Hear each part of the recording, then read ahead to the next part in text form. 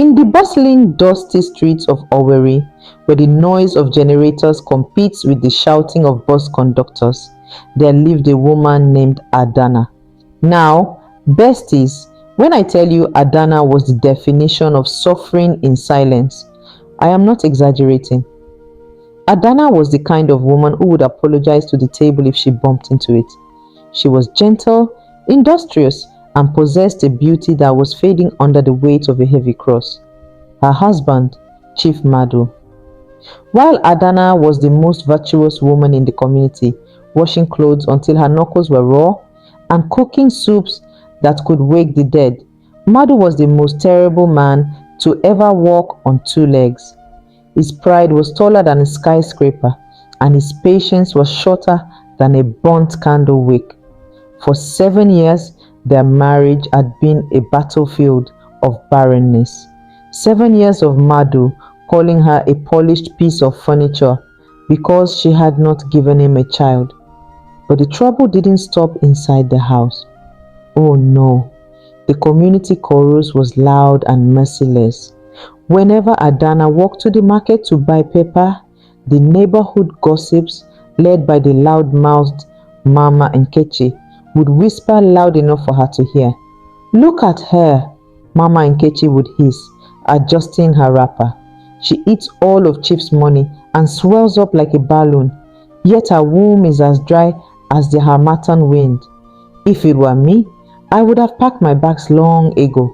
You see, Adana was getting bigger, but she wasn't glowing. She looked tired.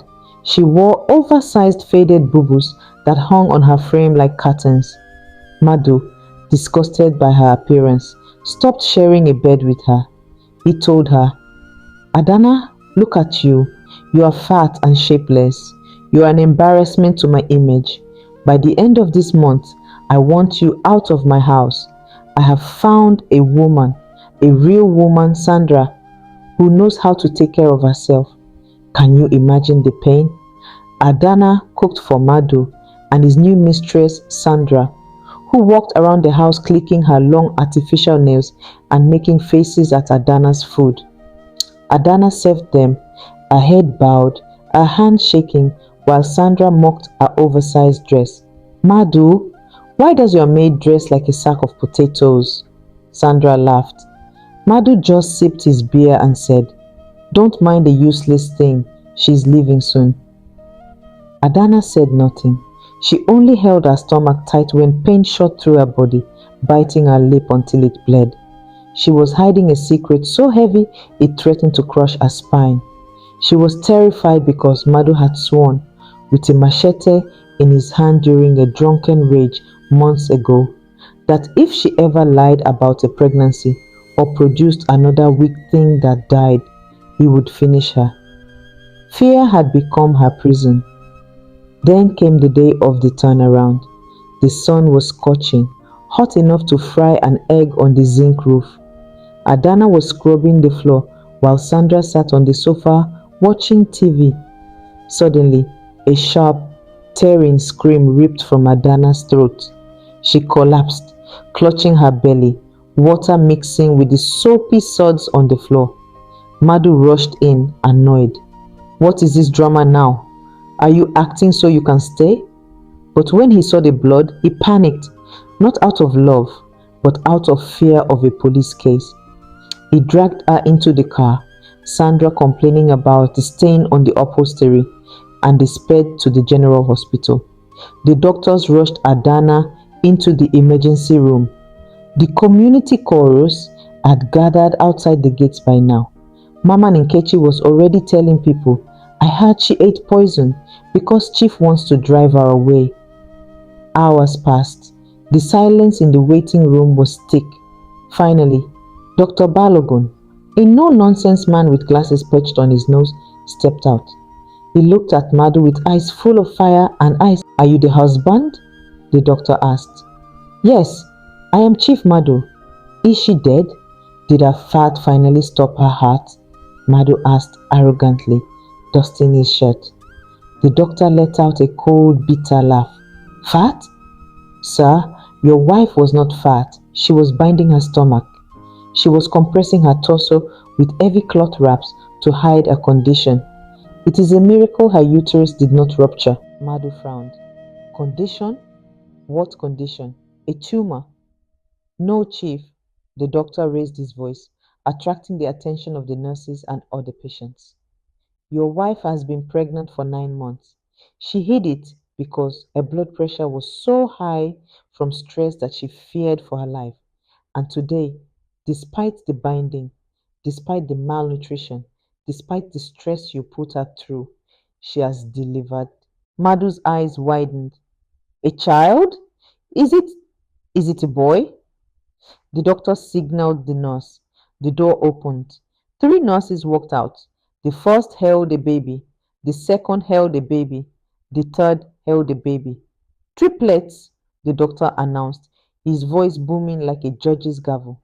Three bouncing baby boys, healthy, strong, and screaming louder than you ever could. The hospital hallway went silent and then erupted. Mama Nkechi, who had snuck in, fainted from shock. Madu's knees buckled. Triplets, three sons, the very thing he had worshipped, the thing he had tormented her for, had been under his nose the whole time, eaten by his own cruelty. Madu pushed past the doctor, a wide, greedy smile plastered on his face. My sons, my heirs, Sandra, get out of here. Adana is the mother of my kings. But as he reached for the door, a hand stopped him. It wasn't the doctor. It was Adana's older brother, Emeka, who had arrived with the police. He had been estranged, but Adana had called him right before she collapsed. Don't you dare, Emeka said, his voice low and dangerous. Adana was sitting up in the bed, looking exhausted but radiant, like a queen who had just won a war without lifting a sword. She looked at Madu, the man she had feared, and saw nothing but a small, pathetic man. I hate them, Adana whispered, her voice rasping but firm, because I knew you would kill their spirits before they were even born. You wanted sons for your pride, not for love. These children are mine. The resolution was swift and brutal. The police arrested Madu for domestic abuse and endangerment, as the doctor provided evidence of the physical trauma caused by the stress and binding. The community chorus turned on him instantly. The same people who mocked Adana now jeered at Madu as he was dragged away. Wicked man. He wanted gold, but treated the mine like a garbage dump, they shouted. Sandra? She vanished the moment the police arrived, stealing Madu's gold watch on her way out. Adana didn't just survive, she thrived. Her story went viral. A baby product company signed her and her triplets, Chinedu, Chijioke, and Chima, as brand ambassadors. She became the CEO of a childcare foundation. She moved into a beautiful duplex, far away from the dusty compound. And Madu, he sits in a lonely cell, and later a lonely one-room apartment, watching his sons grow up on billboards, knowing he can never touch the hem of their garments. Besties, can you imagine? The stone that the builder rejected truly became the cornerstone. It just goes to show you that you should never judge a book by its cover or a woman by her oversized dress. The moral of the story is simple. Cruelty creates secrets, but love creates safety. If you make your home a den of lions, don't be surprised when your blessings go into hiding. So I have to ask you, do you think Adana was right to hide the pregnancy? Or should she have left him sooner? Let me know in the comments below. Don't forget to like, subscribe, and hit that notification bell so you don't miss the next tea. Bye.